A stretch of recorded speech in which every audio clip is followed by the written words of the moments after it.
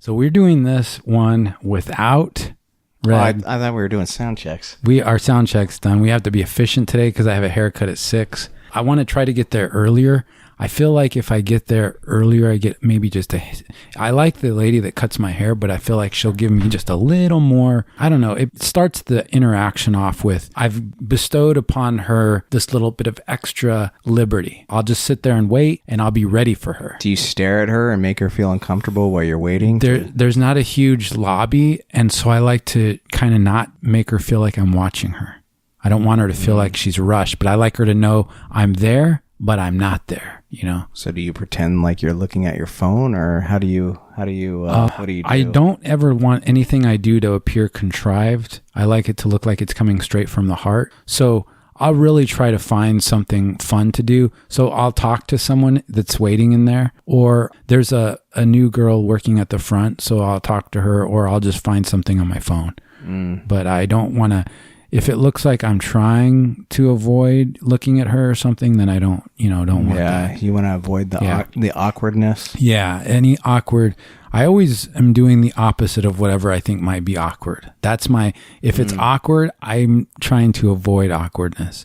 Sometimes I like to create awkward situations because then I think it's funny. Right. But I like when at least one other person in the elevator or wherever it is knows that I'm being awkward on purpose.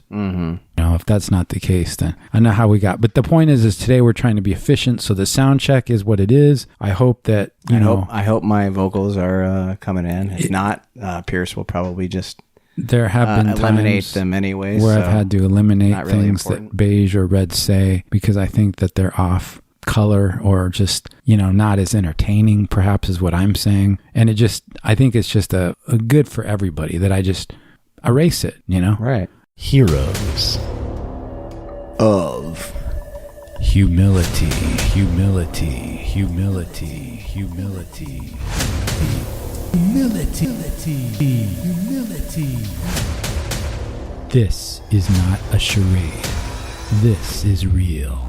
These words you are about to hear are coming from real humans on a mission to save the human race from itself. Buckle up while these delusional heroes of humility, aka hoes, attempt to right the wrongs in everyday human behavior.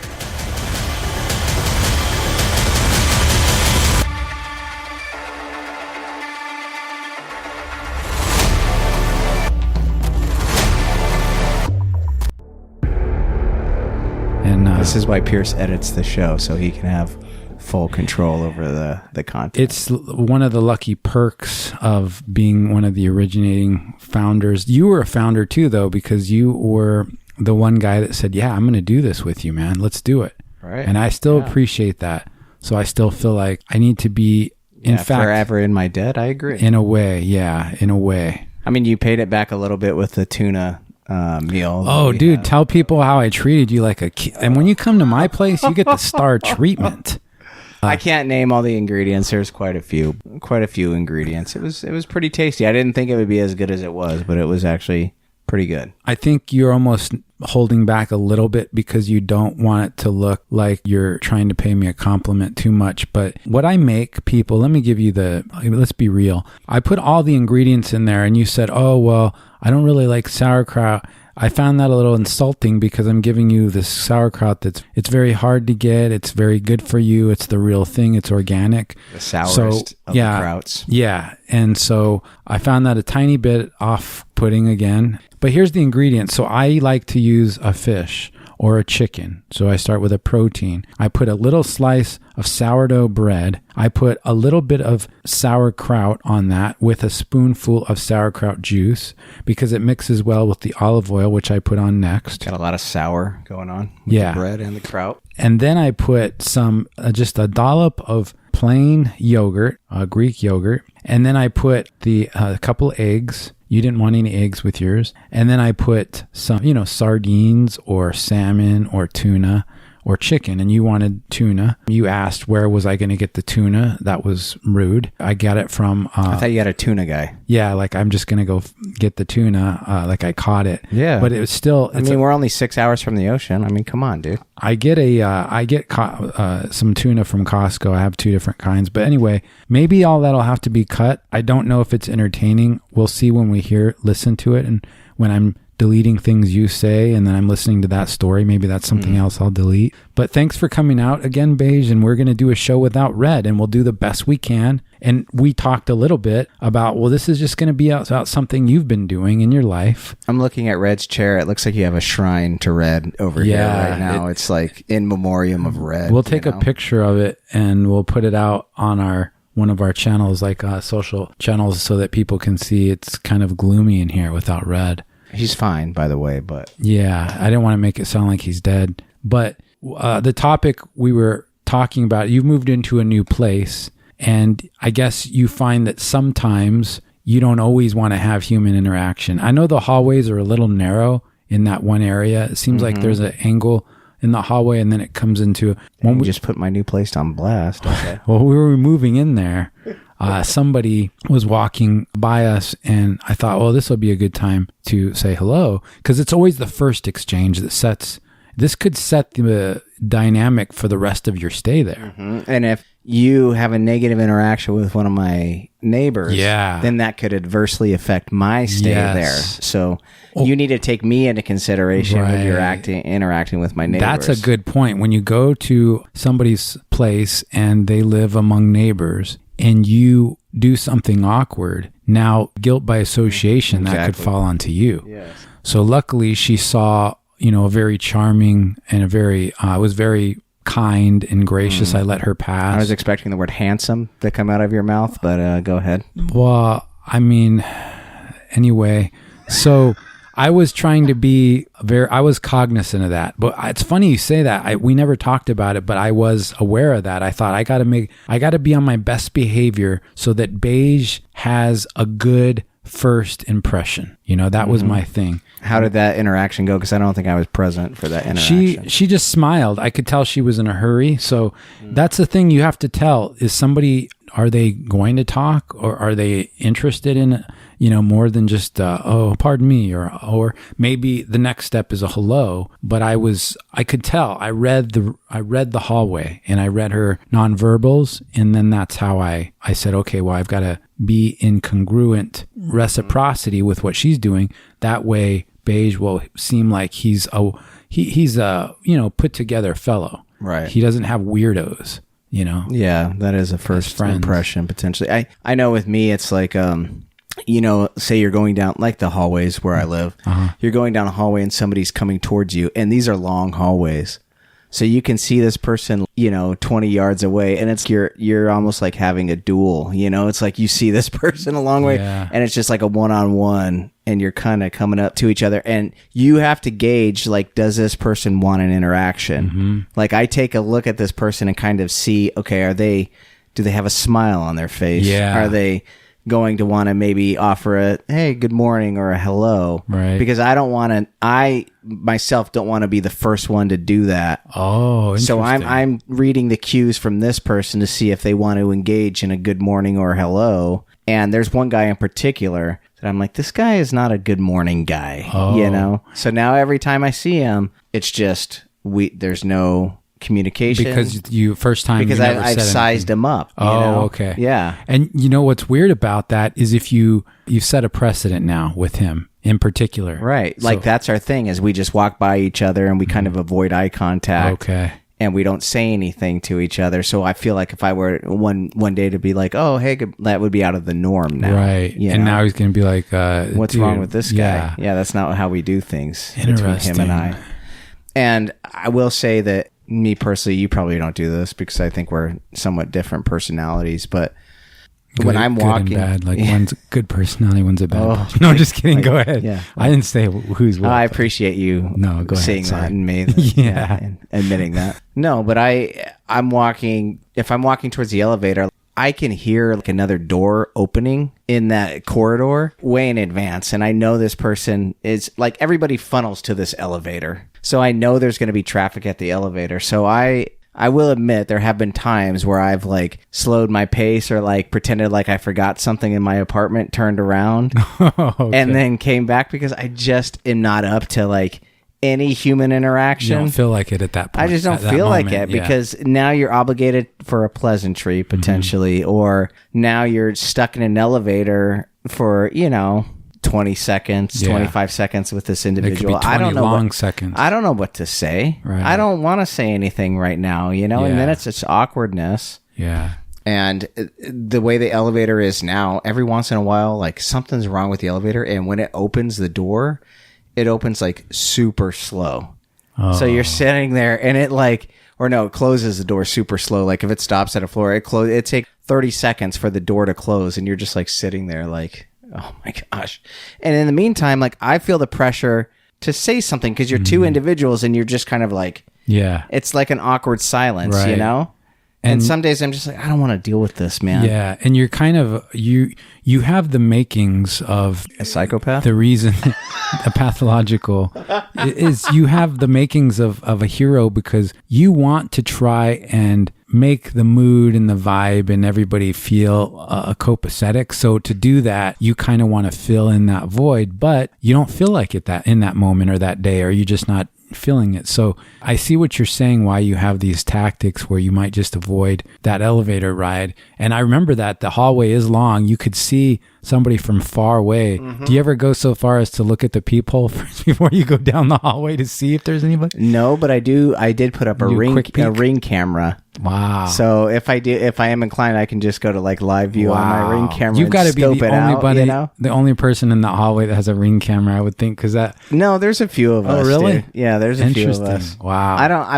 I guess it's good for like deliveries or something, you know? Like if the UPS guy comes to your door, you can at least get notification that he was there, potentially, You don't get deliveries left for you at the door though, right? Because they sometimes I do. Really? Yeah. Okay. That would be good to have it for. I'm a little different. I'm probably the only person in my complex that gets a dialysis delivery. Oh, and so I have to be there for the guy from the dialysis place to deliver all my supplies. Yeah. But sometimes like UPS will drop stuff off, or say you order DoorDash or something like that, they'll potentially come to my door as well. So there's a security thing they have to get through to get up there. I wonder if the delivery people sometimes have that. There is, but sometimes I've just walked through the back and the door's been like unlocked. Oh, okay. So a breach. letting out secrets. Don't say too much. I think it is interesting that there are times where you kind of avoid going back to the personality contrast. I kid when I say one's good, one's bad. I'm good, you're bad. Is because okay. I wasn't clear on that. I guess I know what you're talking about. You're probably a little more introverted than I am. And I think with those types of situations, I don't have that experience a lot.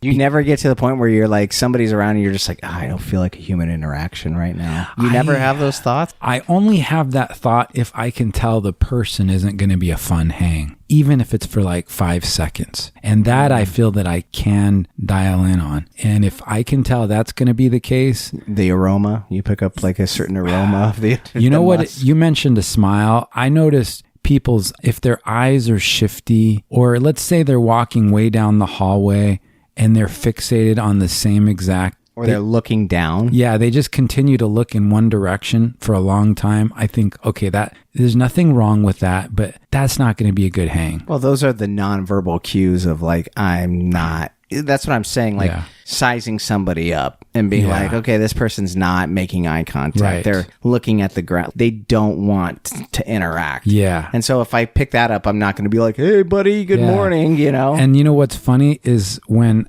I know we're going to be forced into a situation like that, where let's like your elevator door not opening or something like that, then I am the one that usually tries to help because I can tell that person's so uncomfortable that they've tactically chosen to look in the corner for way too long of a time, even while we're walking down the hallway. Like I don't necessarily avert my gaze. So like when I'm walking, I kind of look at somebody, and then if I can tell they're not going to make any eye contact, I don't like creepy eye contact. Or yeah, I don't glance? just keep staring at them the whole time.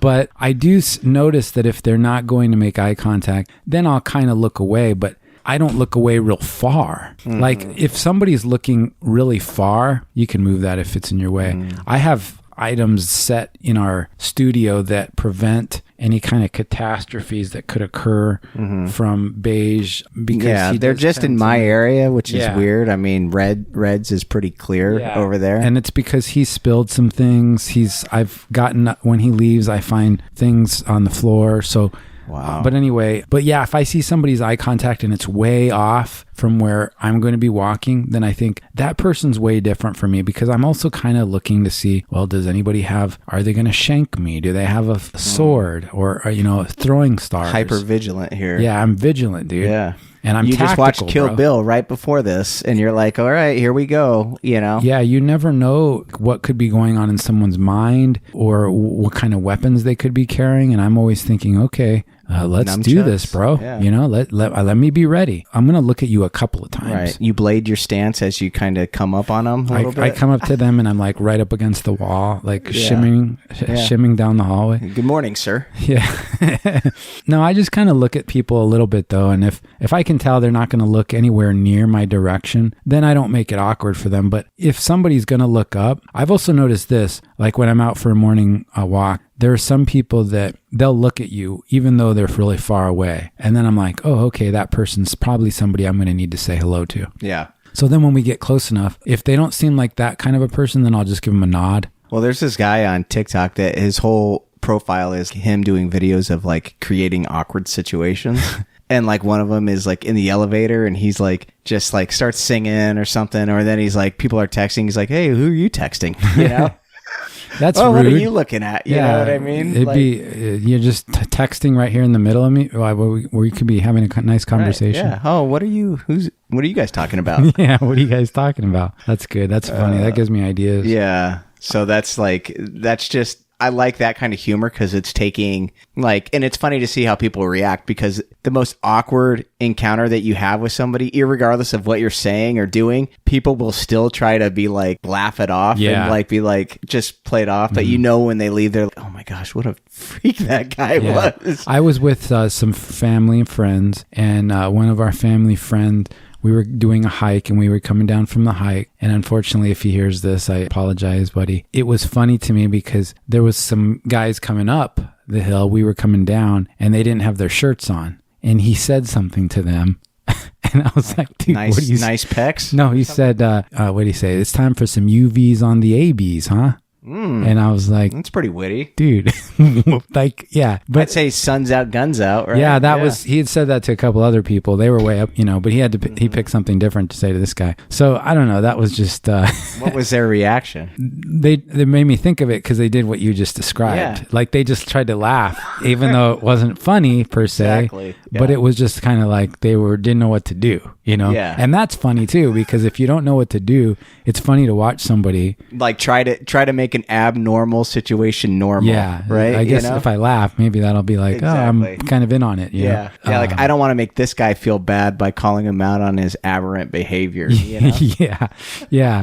It's like a funny psychological experience or experiment, I think. I guess too, if you're saying that, I mean, maybe the person knows they're going to get some attention because they're half clothed. So that might open it up to fair game. And it depends on the physique they have. Like, do they have a physique where they are proud of it, or do they have a physique where they just don't care? I think they had done some push-ups right before they started the hike. So they probably were kind of thinking, like showing off a little bit. Yeah. So, but and if I recognize that and I'm like, well, this guy's showing off, then I'm probably going to be like, okay, I'm going to make this guy feel uncomfortable, Yeah, and I think that as opposed to the guy who's like, he just doesn't care, or maybe he's not super confident in his body, but he's taking the shirt off. I probably wouldn't say something to that guy. Right.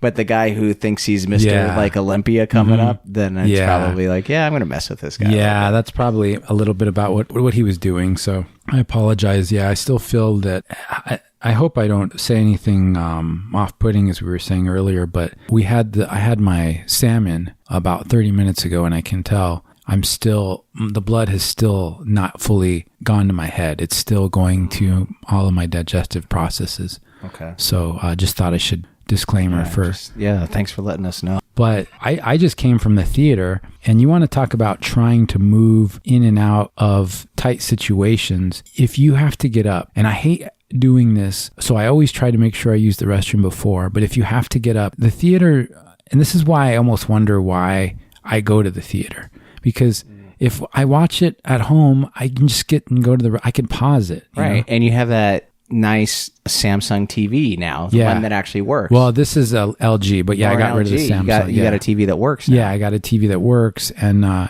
it's big, so what am I doing? Why am I putting myself through this? Well, a family wanted to go, and it was fun sitting with a lot of family to see the movie.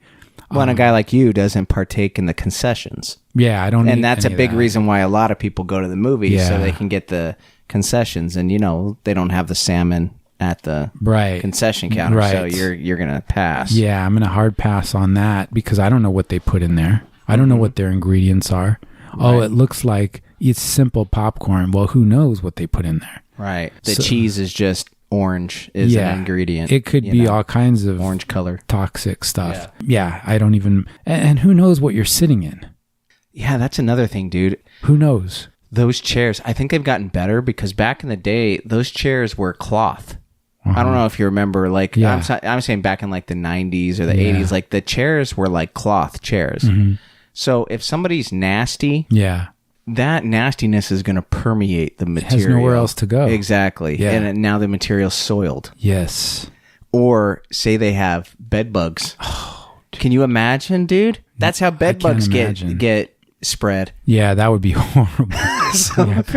Horror stories. I just made Pierce's brain go a million miles an hour because now he's wondering if he's got bed bugs from the movie theater. I hope that if a bed bug even tried to step into my zip code, its evil forces would be totally decimated. Right. They would know, no, this is a no-go zone. Yeah, here. Hopefully it smells just a hint of coconut and whatever potions I have. Right. Picks an easier target. On my bod, and they're just like, okay, this guy's not for us. Right. We'll go with this target over here. Let's go to this person over here who never eats sardines, and I can tell they have a skin that would allow us that won't hinder us. We can we can have our way with this other victim. Right. This is a good host. Yeah. To be a parasite. Yeah. Yeah. A good host. I never want to be a good host. So the other thing is, you were a good host earlier, dude. Feeding me, I hooked you up, dude. I took good care of you, man. And I was also thinking about, well, is this okay for your kidneys? But I want you to eat the stuff that I eat because I think it will help you be healthy. And we've talked about this before, but it felt good serving you because then I got to see what you were eating. Like, it made me feel good that I knew for at least once in your life, you're getting a perfect meal. But the thing is like for me, I work with a dietitian specifically for kidney patients. Right. So I know what I can eat and what I can't eat. Okay. Well, that's the new beige. The old beige, maybe a week I'd go back into my car and I'd be like, I never had nachos. Yeah, this is the old beige. Yeah, the old beige. This is beige 0.0. And he would leave usually things of a cheese nature. Yeah, cheesecake. Nachos, anything with cheese, and I'd find it in my car like a week after we had gone to eat in a plastic container. And I think that only happened like twice, right? Twice is too many times. And if you didn't know, cheese doesn't really keep that well in the... hey, at least it wasn't like tuna. In the hot, yeah. I guess it could have been... at least it wasn't a number 2. I guess it could have been worse. But yeah, cheese. But yeah, you can't move through the theater because the seats are so... Your knees are right up now near the back of somebody else. I don't know. Well, did you go to one of those theaters? I mean, pretty much all the theaters now have like the reclining seats and everything, right? This one didn't. In fact, I kind of had the cloth seats. I think I could tell. I don't know if they were cloth, but it had like ridges in them. And I'm like, that's where a bunch of bacteria just goes to hang out. You know, like I could feel little ridges in the seat material. Right. So I was like, oh no, how are they going to?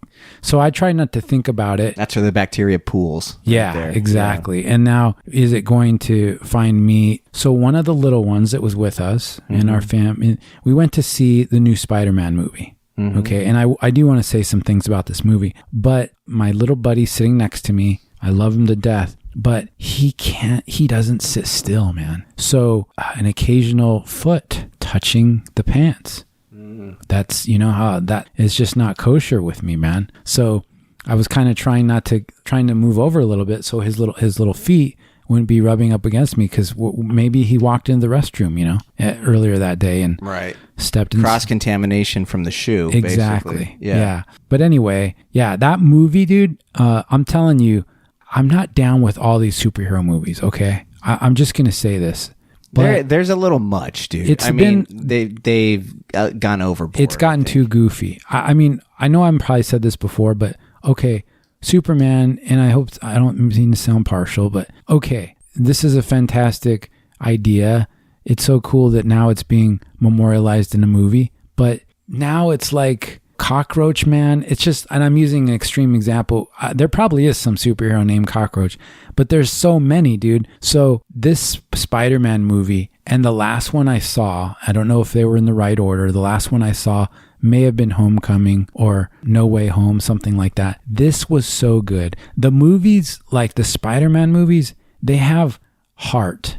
They have a story. Yeah. Pierce is hard to please, so this is a good review, so I might have to go see that. I haven't seen it yet, so. Yeah, and you were telling me that it's hard now because your kids sometimes have already seen the movies you would like to go see. Yeah, like, so if I want to take my kids to certain movies with my with their mom, I want to take them to see Toy Story. Well, they've already seen this twice, you know, or I want to take them to go see Spider-Man, and they've already seen that, and I'm like, you know what? So I think I'm going to be back in the mode of going to see movies by myself, which I'm okay with. I mean, I'm not, it does feel a little awkward, you know, to go see a movie by yourself because most everybody else is there. Does it? Yeah. With people, you know, so, but I definitely, if I go see a movie by myself, I try to sit like in an aisle seat.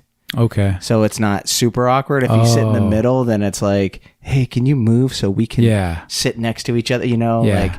Has anybody asked? That's kind of that's a nervy question. You have to have some nerve, I think. Oh, yeah, for sure. I've seen it. I don't know. Well, I have been asked that maybe once or twice, but on the plane mainly. Sir, you're here completely and utterly by yourself. Do you mind moving so that other people who are more human and have friends can sit together? That's horrible, dude. Yeah, like I have never asked anybody that myself, you know, but it does take some nerve to do that. Seat for one, for the Spider-Man movie, sir. When I went to this movie, it reminded me of when I was a kid because Spider-Man was actually my first favorite superhero, and it's so good, man. It's got so much heart, and it's not just the instantaneous gratifying explosion, or it wasn't all about some extraordinary bad guy. Like, it did have a good storyline too. Yeah. It didn't rely on CGI and explosives and action. I mean, it had some of that, but it wasn't relying on. Yeah, and it did focus on just, isn't it enough to just fight people that are doing bad things in the world? Does it have to be a guy with tentacles coming out of every orifice? You know, when you start upping the ante, now you can't, where are you going to go next? Yeah, exactly. You know? Like, there's a law of diminishing, like, how extreme are you going to go on these bad guys? Right. You know, like, how bad can this bad guy get? Yeah. And now it's just gotten ridiculously unbelievable. Like, I don't need it to be completely realistic, but it's got to have some tinge of, I could see that, you know, like, I'll use my imagination. I'll meet you halfway. Yeah. But this one was really good, and it had everything I think you'd want. It got back to his origin, you know, the loss that he goes through, what it would be like if you really had those powers, and how maybe you might be separated from others. You know, what would that life be like if you had some ability and then you felt some obligation to try to help people because you could do something special, and how would that maybe put others in jeopardy that you were close to, or how would you protect them? And it also, I think it introduces the idea of, well, no matter who you are, even if you had these abilities, you can't protect people from death, and you can't protect people from everything. So I thought that was interesting part of the movie too, that you don't see some of that stuff, I think, in the other ones. Yeah, like I think we were contrasting that personally, like the new Batman movie. I think some of these are just trying to be, because like now the theme in a lot of these movies, because before when we were, growing up in the 90s, it was all very like cartoony and campy type movies, like the Batmans and stuff. Yeah. And the theme lately is just to be dark and gloomy and that's fine, but like sometimes they just are trying too hard for that. Like that last Batman movies, that was just trying to be too gritty and right, exactly. And it was just like, okay, I get it, but it's like, I don't know. I was like, you could tell that you're just kind of like going overboard on that, but yeah, I did see the Odyssey movie, and that's like one of the biggest movies out lately, I guess. Was it overhyped a little bit, or? I mean, me personally, dude, I kind of thought it was. I thought at the end, like this, to me, everybody says, oh, it takes a while to get going and the ending's really good. I think for me, it was like the opposite, It was like, I thought the story was the better part of like his journey. Like if anybody, I had to read the Odyssey in high school. Mm-hmm. I don't know if anybody else who's listening did, but so I was a little familiar with the story. I mean, it's obviously been forever since high school, but so I was a little familiar with what the story was, but so for me, it was like the adventure was the highlight of the story. And then I don't know, I thought towards the end, it just became like a John Wick movie. It was just like, this guy's just like taking on 50 dudes and he's just beating everybody up, and it's like, ugh. Yeah. I don't know. That's just like a little, nah, come on. Yeah. The thing in this one is that there's times where you're like, I'm not sure Spider-Man's going to survive this, In fact, I'm not going to ruin anything, but there was a time where I won't say anything more, but it's pretty touch and go there. Okay. You won't be sorry. It's a good, and it did seem like a long movie, but if you've ever been to a long movie and you can feel it's long, this wasn't like that. Like every part of it was like engaging. Well, like I was going to go see it tomorrow, but I looked at the theaters around my house, and it's like the only tickets are left. Always the only tickets that are ever left are like the ones in the front row. Oh, really? Where you have to like stare straight up at the screen, and I'm like, dude, I'm not going to do that. And I'm retired now, so it's like I'm just going to go see it on like a Tuesday. Yeah, the world is your oyster. Yeah, I'm going to see it on a Tuesday morning by myself and nobody in the theater. Is there any other places where you and your introversion take a little more even vested energy than you described in the hallways at your complex to kind of avoid people, or is there any other ways you can think of? Because I've gotten to the point where like, because I used to go to like the grocery store after the gym sometimes, because the gym I go to, there's a Walmart grocery, and I know but there's a Walmart grocery right by the gym, and I would keep my earbuds in from the gym into the Walmart to grocery. Avoid the interactions, just to avoid interactions, just so I didn't have to talk to anybody. I'd just still listen to my music, So. And you almost wonder, are you really having like so many fans coming up to you and trying to, just have a few seconds of beige time, or is it just it's just me. It's like me. I'm just like, I don't want any. It's not that people are like, trust me, it's not people are coming up trying to have it. It's just there's times where I'm just like, I don't want to interact with anybody, even a cashier. It's like, if I'm checking out and something messes up at the self-checkout and I have to scan something twice and I have to call a cashier over, I'm like, oh, this sucks. Dang, dude. You know what? Because I've heard you tell stories like this, I realize how lucky it is that we were able to forge a camaraderie, because you are, a little reclusive in that way. And I think, man, of all the people that I worked with, that I was lucky that we were able to forge a friendship, because you are a little, standoffish or whatever. So I was surprised. That sounds bad, dude. No, it's good, because it means that it's kind of a backhanded compliment for myself, because it means that you must have really well, I mean, taking a risk to be this guy's friend. Is once I get to know somebody, I enjoy interacting with them. But funny. I just don't like the a lot of times I just don't like the cursory, like obligatory social interactions that people have to feel like they have. They have the small talk or just the fleeting, like whatever interactions with. I personally, and there's some people that they don't have any issues with it at all. For me, I feel like it takes energy to do that, and sometimes I just don't have the energy for it, Yeah. But there's a lot of people like that. I mean, and obviously by no means am I comparing my personality to certain people like this, but there's a lot of, you've heard of like comedians and stuff that maybe are like pretty funny and witty and everything, but like they are not like behind, off stage and off the mic, like they are reclusive. They're not always like that at all. You know what I mean? Yeah. So there's definitely a dichotomy with a lot of people, I had a funny interaction in the gym this morning. Humble brag, I worked out.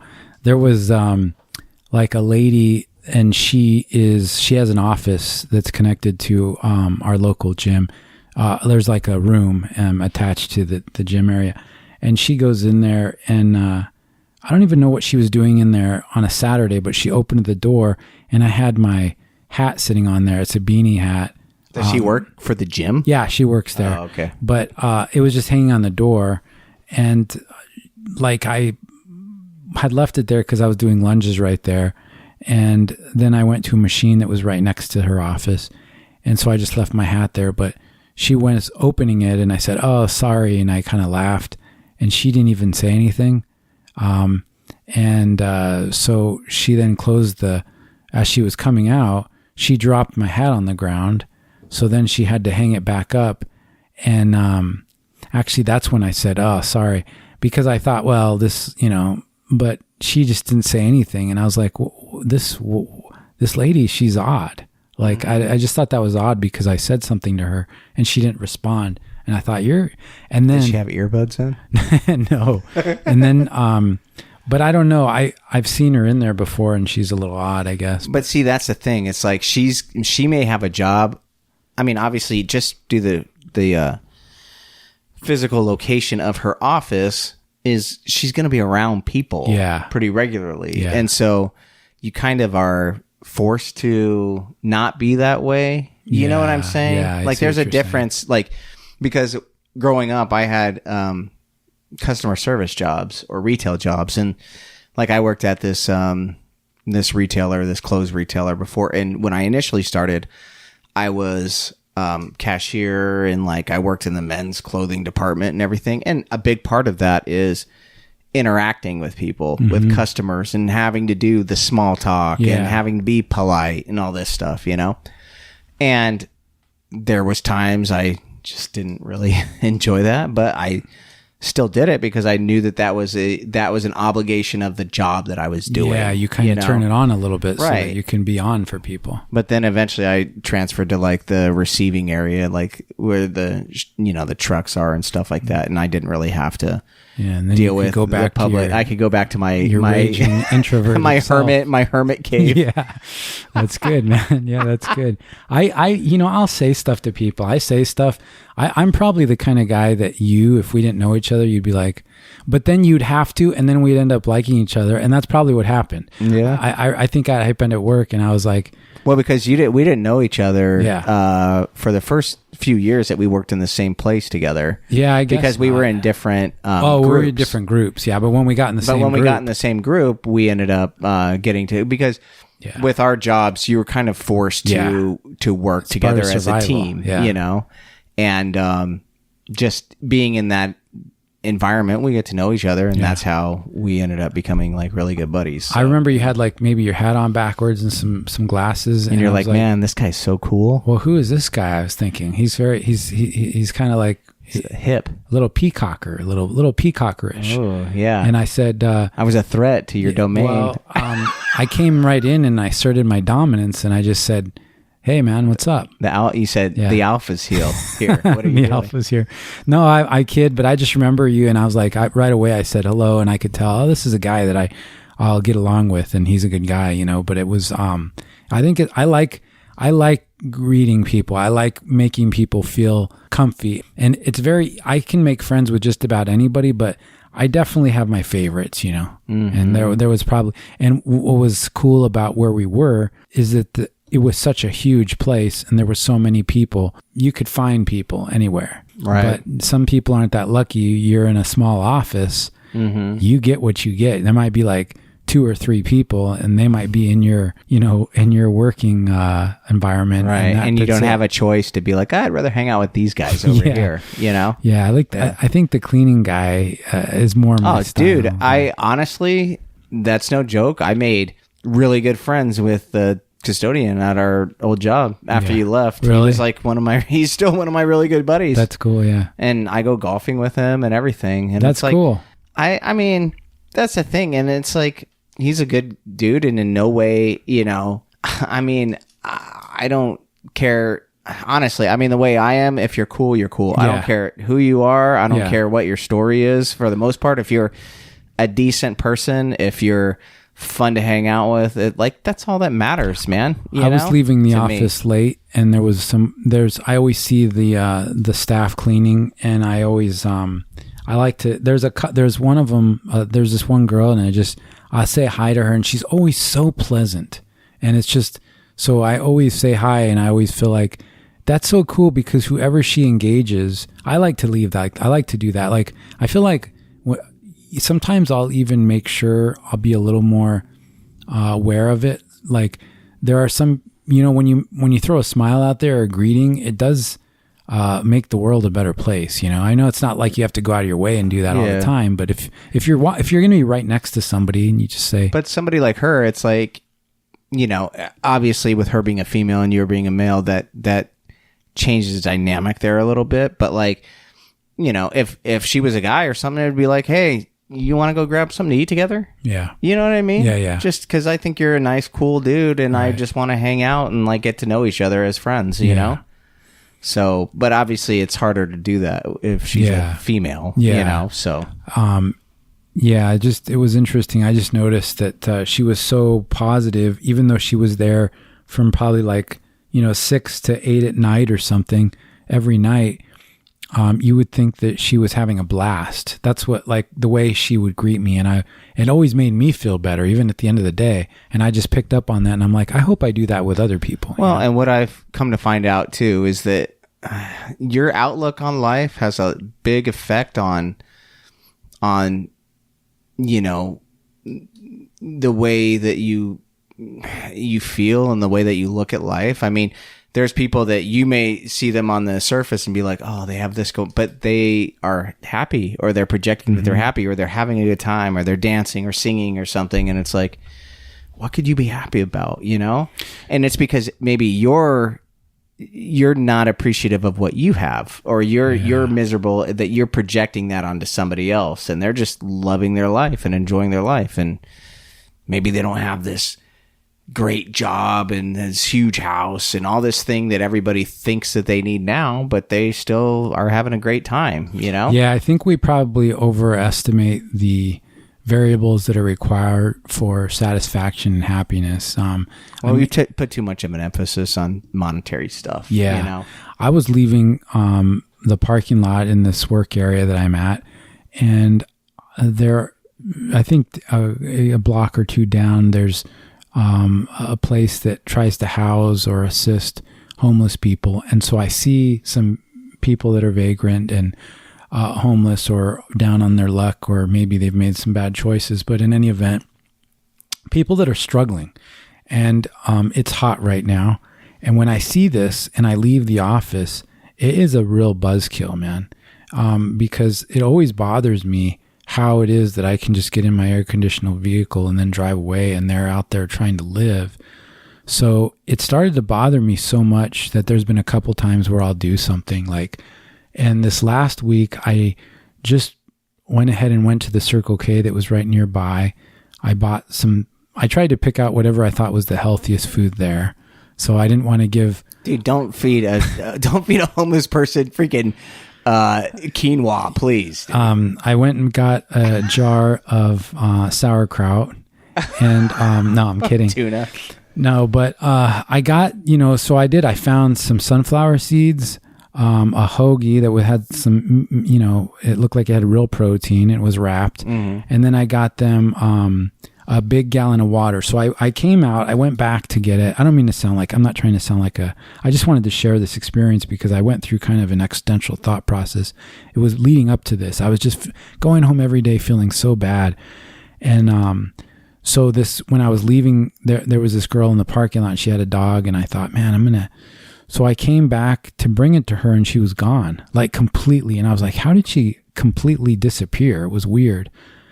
So I turned around and then there was a guy who I've seen sometimes, but he always looked like he was doing okay, like he was getting by. And he had like some gift cards with him. So I don't know if somebody gave him some gift cards or something, but he was kind of down and it looked like he was assessing all of the stuff that he had procured throughout the day, however he did. And I had two thoughts on how maybe he got these things. One was a bad thought, that he had stole them, and another was a thought that maybe somebody had given them to him.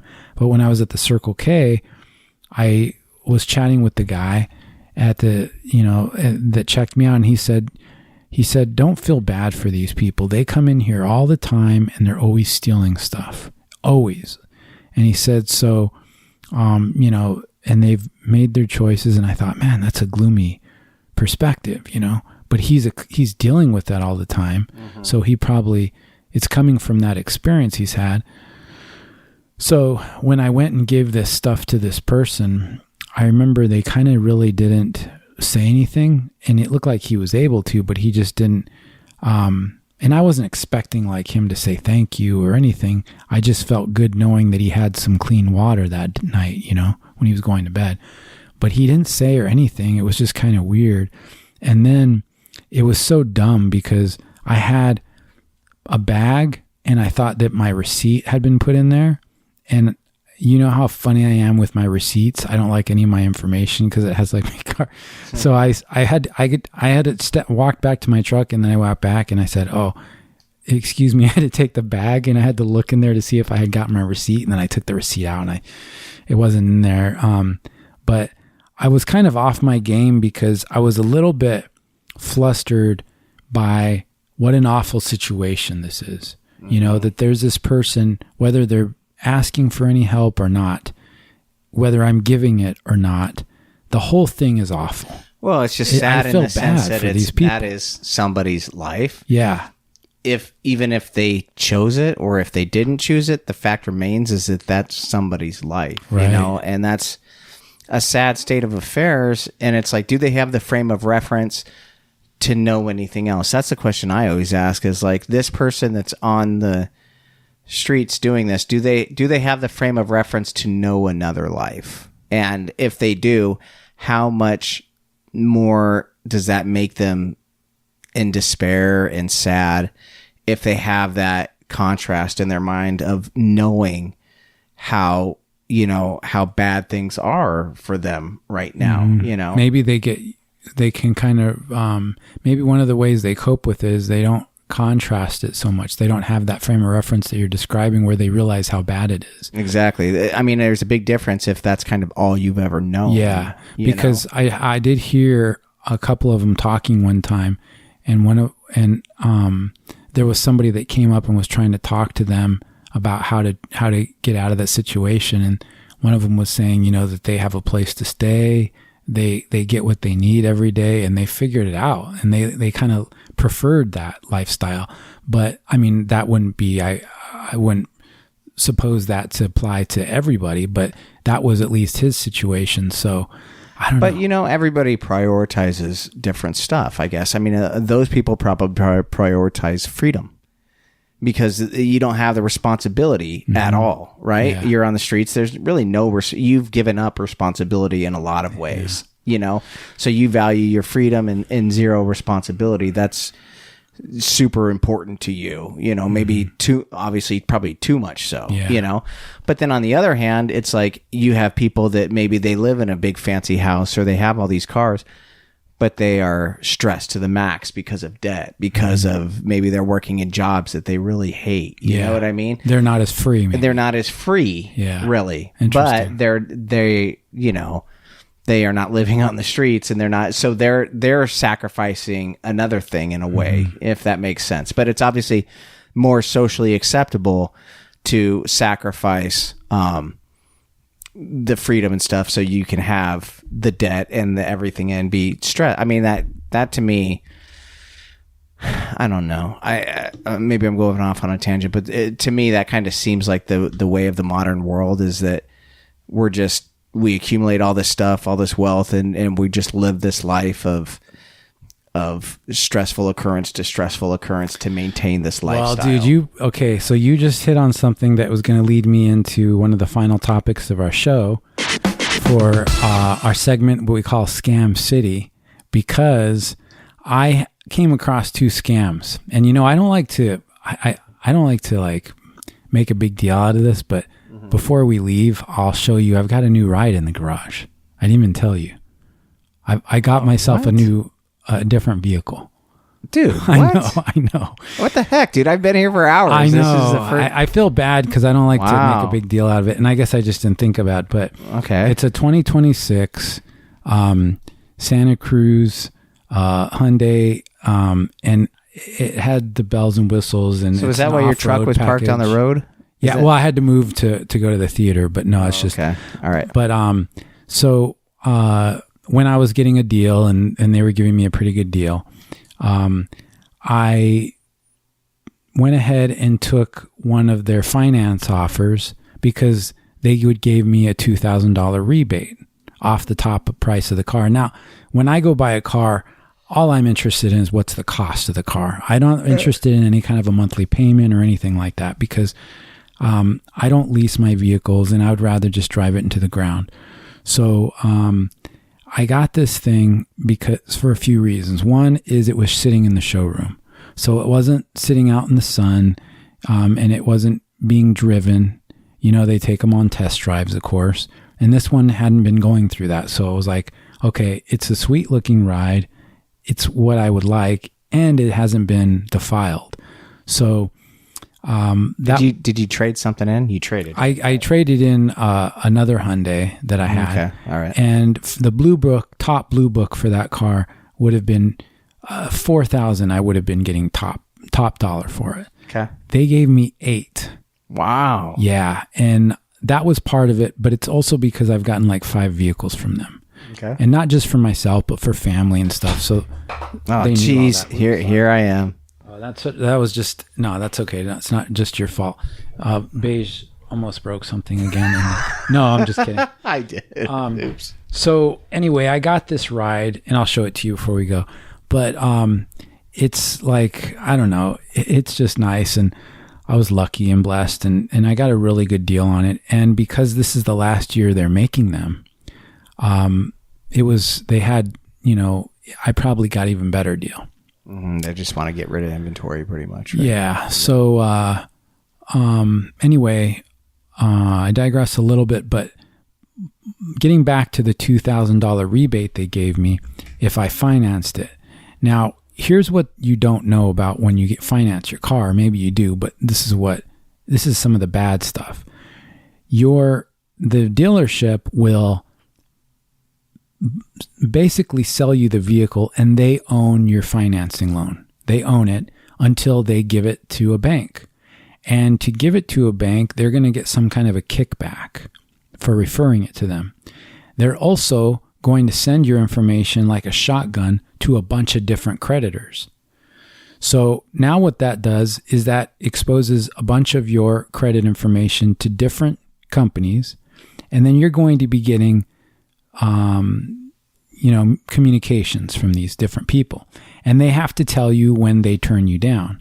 Now, I got turned down a number of times because I have all my stuff locked down. I have credit freezes and fraud alerts and everything. So I only opened a window of that for like 2 weeks. And I told the guy, you have 2 weeks to get this done because I'm not leaving it open longer than that. So he said, all right. Well, then they had me sign the paperwork again on a Monday. This was on a Saturday. And he tried to explain to me, well, I have to do it this way again because we need to get your paperwork in quicker. And I was like, if you need to get my paperwork in quicker, wouldn't the paperwork I signed on Saturday have been quicker? Now you have to have me sign new paperwork. So guess what? I went through that paperwork very carefully. And I read there's a number of things that they'll do to try to, they could mess around with your interest rate. They could try to change some of the terms. He told me that if I didn't keep the loan long enough, and he suggested 6 months, that the dealership, might take the $2,000 rebate back. Well, I researched this, and that's not possible. It's not possible because once you sign a contract, the things that are printed on that contract, everybody's obliged to follow. So that was odd to me. And then there were 6 different. Did they charge you interest for this loan? Because that's what of course. That's what they're getting. Well, sometimes they do the 0%. Yeah, no, they were, but not to the tune of $2,000. Because remember, the rebate I got was for $2,000. I know, but I'm saying, but you had to finance the rest of the car, right? To get the rebate, you had to finance the car, not just buy it outright. Yeah, I put $5,000. So when you finance the car, that remaining amount that's financed, there's interest on it. They start charging about 10. It's like 6 something a day. And because that's the goal of the loan is that interest payment. That's what they want. You know, that's where they make their money. Right, but they also get something back from the lender when they transfer this loan to them. Right, so you're getting all this stuff from different people. These people are sending you communications, and they want you to respond for a couple of reasons. One, if you respond, then they get your information. Or they get your phone number. They have you kind of on a little bit of a hook, and there is an obligation. They're supposed to notify you that it was denied. Well, mine were denied because they couldn't get my credit anymore. It was like closed to them. So luckily, I got a good company. Everything went fine, and the gentleman that helped me was nice enough. But I think it's more his industry, and it's taken as not a lot of cognitive energy or instrumental, cognitive framework that goes into him just saying rehearsed things that can be construed as being less than, I think, virtuous. Because you're right after I told him no for, the 6th time, then he gave me the very best price on this extended warranty that they could have offered in the very first time. But most of this coverage is covering me for things that the manufacturer warranty, being that this company has the best in the industry, already covers. Yeah, see, and that's what I hate. It's like, dude, I don't want to deal with you. I just want your best offer immediately. Yeah, and I'll tell you if I can do that or not. They will not do that. I know. Yeah, so it's like you just go in. If you accept their first offer, you're a sucker. Yeah, it's not good. And it's unfortunate because it introduces this stereotypical car salesperson type thing. And it wasn't even the car salesperson. It was the financing person that I had this kind of, thing with. And again, it's his job. I'm sure his boss presses him to do things like this, but it just kind of sets you up for a dynamic that is not 110% transparent, because the $2,000 is not something they can take back, as I was told. So I paid this off, and I paid it off as quickly as I could once I got information on who my lender was and everything. But that information was slow coming, and it would have been not until the end of August that my first payment was due. I would have paid a bunch of interest on that. Now, some people wouldn't say, oh, $200 isn't that big a deal. Well, it was also suggested to me that this might be over the course of 6 months what I end up paying. It's actually more in the realm of like $100 in a little less than a month. Now, I ended up only paying like $64 extra because I paid it off, but it took some proactive efforts on my part. And so that was a little something. I wouldn't necessarily characterize it as a scam, but it's part of this dynamic and unfortunately the industry that really puts people at disadvantage. Well, see, like my lease is coming due on my Subaru. Mm-hmm. And I have multiple options at the end of my lease. I'm dreading going down to the dealership because I just know that they're going to try to to, stick me with some crap deal initially, and I'm going to have to haggle with them. You're going to have to do your research and homework before you. But I do have leverage in the sense that if it gets too bad, I'll just buy my car now for the residual value. Yeah. If they don't want to work with me on a new car and they don't want to be fair on a deal or whatever for a different, because I'm interested in getting potentially a different vehicle on doing a new lease, but like a different vehicle, if they can do it with me on favorable terms. But if they play some stupid game and they want to be ridiculous and say, well, we're going to charge you for this because you have a little ding here, and sometimes they really try to play games with you on this stuff. Yeah. If they get to that point, I'll be like, that's fine, dude. I'll just walk away, and I have the money. I'll just purchase my vehicle. Just lump sum payment. I always try to actually find something in the person I like, even if it's somebody that I feel is having to give me a spiel. And I told him, I said, gosh, the last time I was in here, the guy I talked to handled rejection really well because I had to do it like 7 times. I was hoping maybe we don't have to do that. And after I said that, that's exactly what I ended up doing again. Well, so you go into the certain interactions knowing it's going to be an adversarial exchange. It's unfortunate because I see. And there was a time where he was explaining how his child is in his car and how he's had to use his own warranty coverage so many times because of spilt coffee and things. Mm-hmm. And I was like, so I told him something I thought might help with some levity is I said, dude, you got to get rid of this kid. She's ruining your life. Now, he didn't even smile, dude. And I was like, oh man, this guy. Oh, he probably thought he was like, and he was nice because he actually asked me about the podcast. So he may hear this.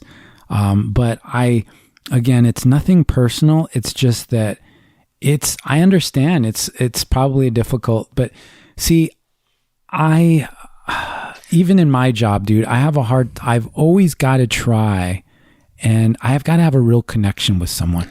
I mean, you wonder if the people that are doing the car sales, if sometimes they're just like, dude, I'm tired. I don't want to fight with people today. Yeah. I just want to be able to go in, give them the best deal, and have an easy day. I don't want to have to do what I'm going to have to do. Like, I'm tired of it, what I have to, I would imagine certain people in the industry, it probably wears on them too. Yeah, I would think so. And I hope he's doing okay, and I wish him well. But it was so odd because I thought it seemed like he really thought I was saying that about his kid.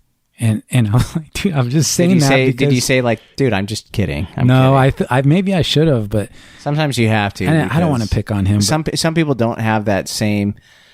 They're just not that they don't have a sense of humor, but they don't have the same sick sense of humor. Like the same type of humor. Yeah. And maybe they don't know you well enough to know that you're kidding. Yeah. I would never really want him to get rid of his kid. I mean, do I really think he should go sell his kid? No, that's not what I just thought it was preposterous that I could really mean that. So I thought, well, this is worth a risk. But another scam, and I'll just have one more quick one, but it gets back to this idea of what you were saying is that this homeless person isn't dealing with this kind of stress. They are more free in a sense because they're not. And I got myself these sunglasses. Okay, I showed them to you. Got them. They came while you were here. I didn't really need them. I have. Emily makes fun of this because I have like 3 or 4 other pairs that probably look just like them, but they're the kind I like. They wrap around my face, and if I run or do anything, they never come off. They're very streamlined, and I got to go in pretty soon for my haircut. But I just think, they were sending me these emails saying, well, it's going to be delivered. If you would like to give us a notification with your phone number as to how you'd like it to be placed at your front door, then we'll give you this and that. And I was like, this is just another way for them to get me in their clutches. Like they want to sync me into an app, or they want to collect information. And then they wanted me to sign a privacy agreement with them.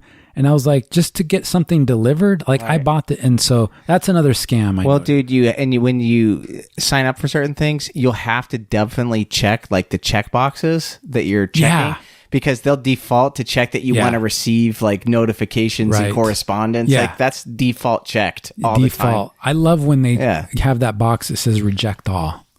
No, that's the best. Cookies. It feels so good. Yeah, those cookies. When I can click that reject all, dude. Yeah, take your damn cookies back. You've just been rejected, and not just rejected, but rejected all. Right. you know? Yeah, you're coming at me with a tray of cookies and I'm just throwing it in your face. I just popped it right up.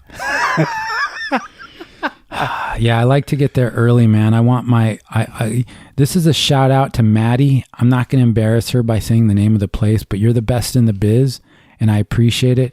I also, you know, I started going to somewhere new because my uncle told me about it and all this, but I had another gal that was cutting my hair and I miss her and I wanted to stop and say hello or give her a card, you know, like just a card or something with a gift in it. So I sent a message and I didn't hear back and I thought, man, I hope I didn't hurt her feelings because I was going to my uncle for a while to get my hair cut and other stuff, but I haven't it's heard like back, a breakup, so dude. It's hard because I really it's hard, dude, when you change, when that happens, but that's why I don't develop long-standing relationships why you don't talk like with that anybody, in the dude. first place. Yeah, it doesn't make it hard. That's why I'm saying like long-standing relationships like the barber or something. Like when I go get my haircut, it's like first available. Yeah. I'm not going to we're not, you know, because then the breakup is hard, dude. You know? You know what? There are some things in your life that I used to look upon with disdain, skepticism and worry, you know, even confusion and fascination. But now I see that there is a rhythm and a sense to some of your tactics. There's a method to the madness, dude. And I hope we've left people thinking that there is something to behold in Heroes of Humility, some nuggets of truth and hope and wisdom that they can take away from not even just this episode, but maybe all episodes. Go back and listen to them, you know, and you'll find there is something, I think. Oh, yeah. You know, if I may say so myself. Mm-hmm. But yeah, Beige, I'll go show you my ride. I got to get going because I got to get my hair cut, man. Did you have anything else you wanted to say to the listeners? No, we're pressed for time, so I want to see your ride, dude. All right. Thank you for listening. Thanks for being here with us. And remember to tune in. We'll be back as soon as we can. We're on Instagram and Facebook. Be cool by Be Kind. Later.